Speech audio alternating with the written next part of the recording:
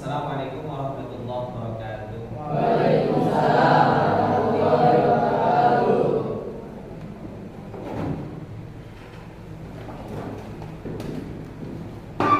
Baik anak-anak sekalian, mari pembelajaran kali ini kita buka bersama dengan pembacaan doa.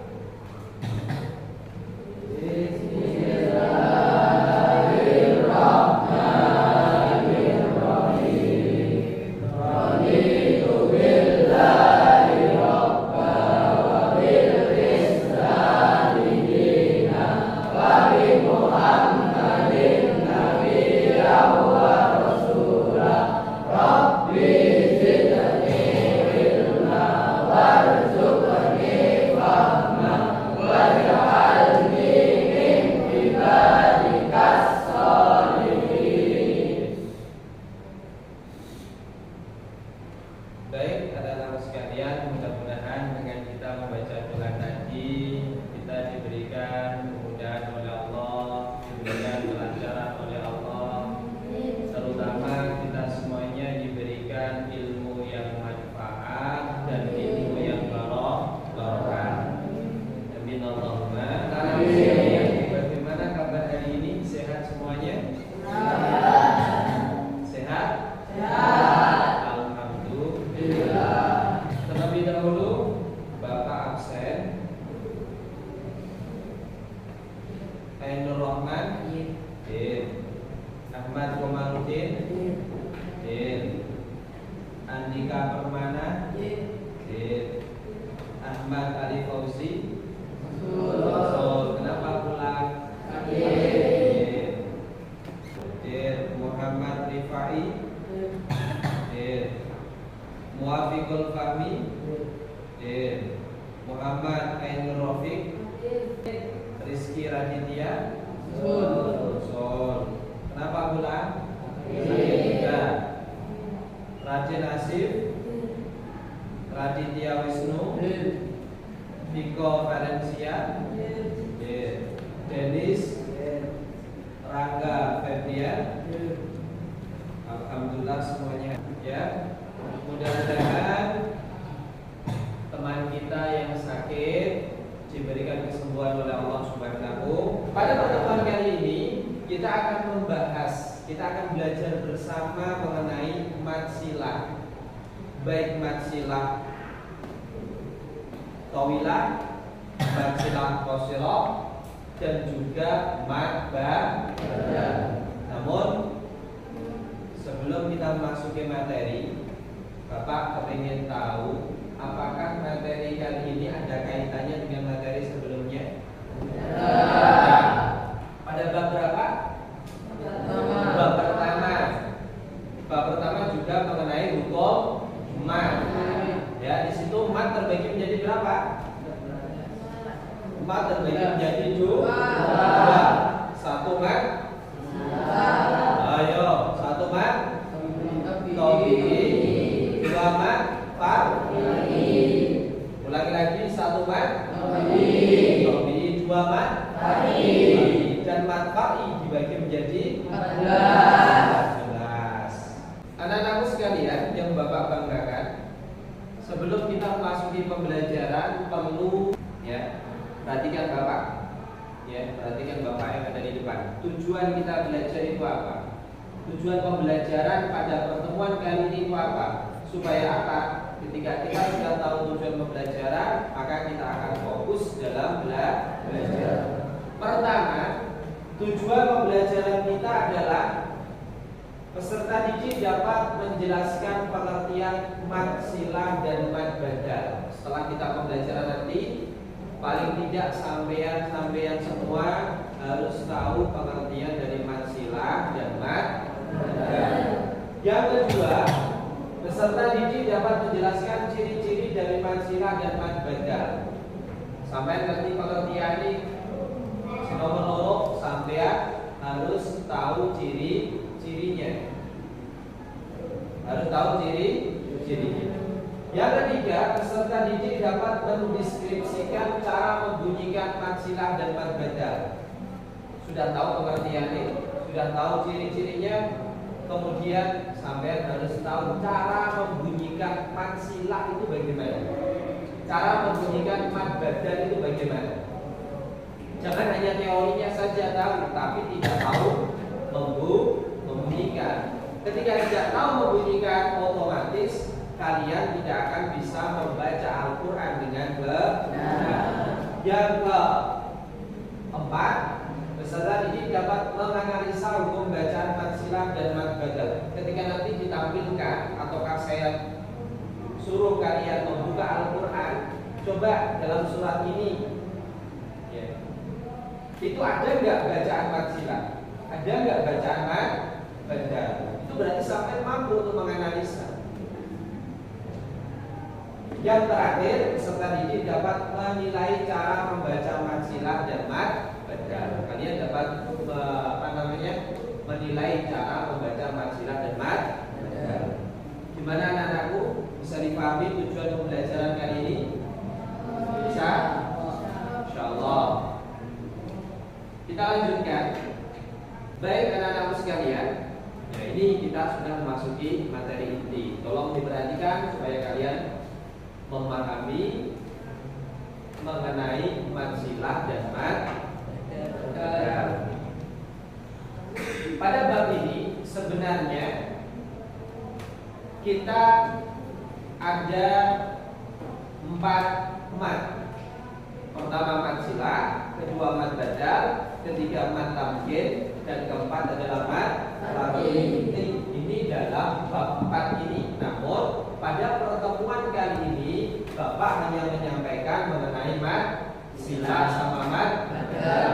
Untuk mad tamkin dan mad tarqiq insyaallah akan Bapak sampaikan pada pertemuan berikutnya. Yang pertama, mad silah. Apa sih pengertian dari mad silah? Mad secara bahasa artinya adalah panjang. Sedangkan silah artinya adalah hubungan. Kemudian mad silah menurut istilah artinya adalah apabila terdapat hak dhamir. Perhatikan, apabila terdapat hak dhamir berharokat doma maupun berharokat kasroh, terletak pada akhir kata, tidak dibaca waqaf, tidak disambung dengan huruf berikutnya, dan sebelumnya adalah huruf yang berharokat, hijau bukan mad. Mad silah terbagi menjadi berapa? Terbagi menjadi 2. Yang pertama adalah mad silah qasirah, yang kedua adalah mad silah thawilah. Ya, mad silah qasirah, kedua adalah mad silah thawilah. Tadi kan pengertian mad silah sampai sudah tahu. Tinggal kita tambah kata-kata qasirah sama thawilah. Ya. Nah, kalau mad silah qasirah bagaimana? Mad silah qasirah itu pendek. Ya. Yang kedua, setelah hak dhamir tidak berupa hamzah. Setelah hak dhamir tidak berupa hamzah, panjangnya dibaca 1 alif atau 2 harokat. Supaya kita lebih memahami, perhatikan contoh berikut. Coba di antara kalian siapa yang tahu mana letak bacaan mad silah qasirah? Ada yang tahu? Ada yang tahu? Adam, mana Adam? Mad silah qasirah mana? Nah, letaknya pada apa? Pada huruf? Pada huruf? Ha? Tadi Allah mad silah adalah apabila ada hak dhamir berharokat doma ataukah berharokat kasroh. Bisa dipahami? Berharokat doma ataukah berharokat kasroh. Ya, tidak dibaca waqaf, tidak disambung dengan huruf setelahnya, dan sebelumnya berupa huruf yang berharokat, bukan mad. Tambahannya karena qasira, tambahannya adalah huruf setelah hak dhamir tidak berupa hamzah. Maka hanya dibaca satu alif atau ya. Bapak bacakan terlebih dahulu, nanti kalian menirukan. Bismillahirrahmanirrahim. Allahu la ilaha illa huwal hayyul qayyum. La ta'khudhuhu sinatun wa la nawm. Lahu ma fis samawati wa ma fil ardh. Buat disitu aja. Coba anak-anak dibaca mulai awal sampai fil ardh. Ayo bismillah. Allahu la ilaha illa huwal hayyul qayyum. La ta'khudhuhu sinatun wa la nawm.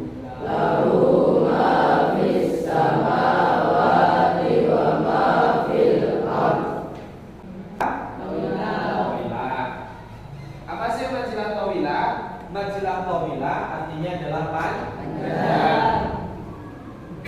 Ciri-cirinya huruf setelah hak dhamir berupa hamzah. Ini yang menjadi pembeda antara majilah qasira sama majilah tawilah. Panjangnya dibaca berapa? Dibaca 2,5 alif atau 5 supaya kita lebih mudah dalam memahami. Perhatikan contoh berikut. Contohnya sama. Al-Quran surat Al-Baqarah ayat 255. Coba ada yang tahu? Sampai analisa dari surat yang ada di depan ini di layar, mana ya termasuk bacaan majilah tawilah.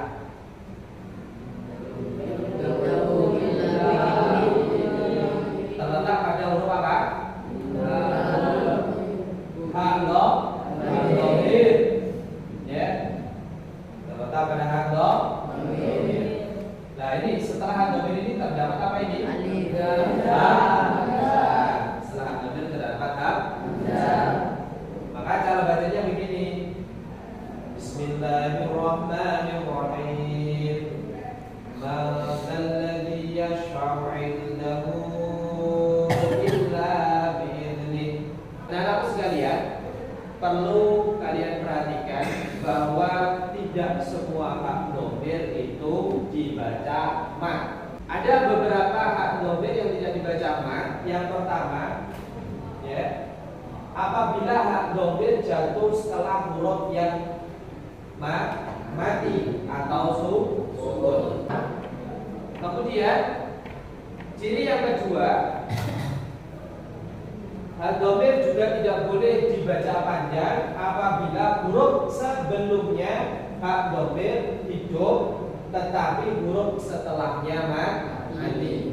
Ya, hak dhamir huruf sebelumnya berupa huruf yang hidup, tapi setelah hak dhamir berupa huruf yang mati, maka juga hak dhamir tidak boleh dibaca mad. Tidak boleh dibaca mad, melainkan harus dibaca pendek. Langsung lahul mulku bihil hak. Haknya nggak boleh dibaca panjang. Itu lanjut. Semangat. Oke. Tentang majilah, ada yang merasa belum paham? Ampun, kita lanjut. Yang kedua, ya, adalah tentang mad badal. Apa sih mad badal? Mad badal, perhatikan anak-anakku sekalian. Mad badal Mat artinya adalah badal artinya adalah ganti. Itu pengertian mat badal secara bahasa. Ya, secara bahasa mat adalah panjang, badal adalah ganti. Secara istilah, mat badal adalah apabila ada huruf mat. Huruf mat itu apa saja? Alif, waw, ya, dan hamzah terkumpul dalam satu kalimat. Nek ono huruf mat karo hamzah kumpul dalam satu kalimat. Sedangkan huruf hamzah mendahului huruf mat. Huruf hamzah mendahului huruf mat. Ya. Panjangnya berapa? 2 harokat. Dibaca 2 harokat atau 1 alif. Terlebih dahulu, kenapa sih kok dikatakan mat badal? Dikatakan badal. Artinya badal tadi adalah ganti. Ya, karena dalam satu kalimat itu terdapat 2 huruf hamzah yang berdampingan. Hamzah yang pertama berharokat itu, sedangkan hamzah yang kedua mati. Ya, sedangkan hamzah yang kedua mati atau sukun. Maka hamzah yang kedua harus diganti dengan huruf yang sesuai harokat hamzah yang pertama.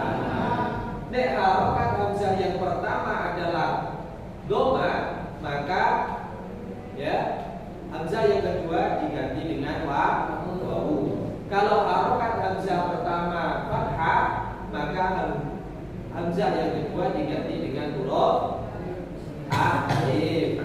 Kalau harokat hamzah pertama kasroh, maka hamzah yang kedua diganti dengan ya. Baik. Contohnya, Bapak mengambil dari 3 surat, sebenarnya banyak. Yang pertama adalah Quran surat Ad-Duha. Ya. Contohnya, walal akhiratu khairul laka minal ula. Tusqa min 'ainin aniyah ila fihim rihlatash shita'i was-shayf. Ya, di sini walal a dibaca 1 alif. Coba semuanya dibaca.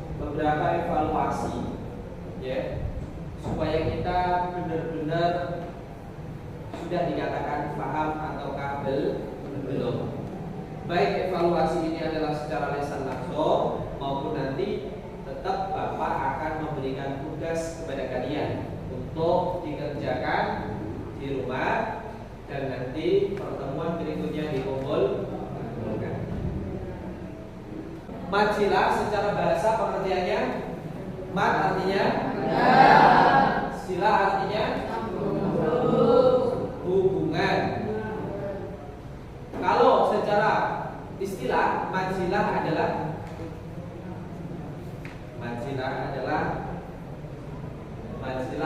apabila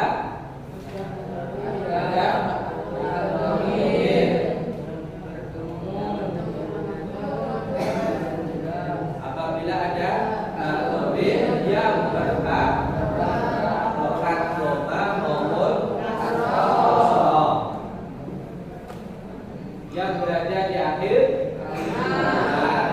tidak dibaca qaf, tidak disambung dengan huruf setelahnya, ya, tidak disambung dengan huruf setelahnya, dan sebelumnya berupa huruf yang hidup bukan mad.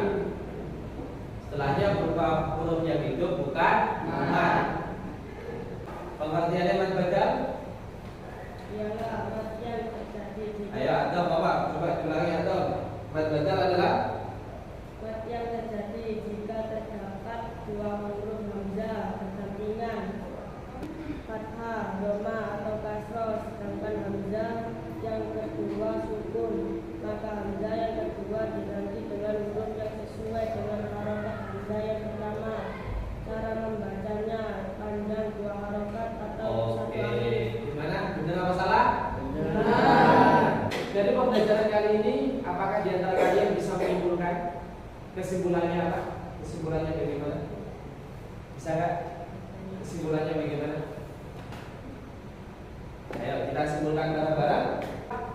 Mad zila adalah apabila ada takdir harokat dhamma maupun kasroh terletak di akhir kalimat, tidak dibaca qaf, tidak disambung dengan huruf setelahnya, dan sebelumnya berupa huruf yang hidup bukan mad.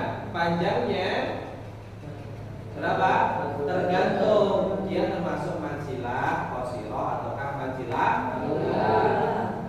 Dan mansilah terbagi menjadi dua, satu mansilah, dua mansilah, qasilah pendek, tawilah panjang. Kemudian yang kedua adalah mad badal. Oke, kedua adalah mad badal. Badal artinya adalah pengganti. Apabila ada dua hamzah kumpul dalam satu kalimat, hamzah yang pertama hidup dan hamzah yang kedua mati, maka hamzah yang kedua diganti dengan huruf yang sesuai harokat hamzah yang pertama. Baik anak-anak sekalian, itu kesimpulan pertemuan pada kali ini. Mudah-mudahan kita semuanya bisa memahaminya.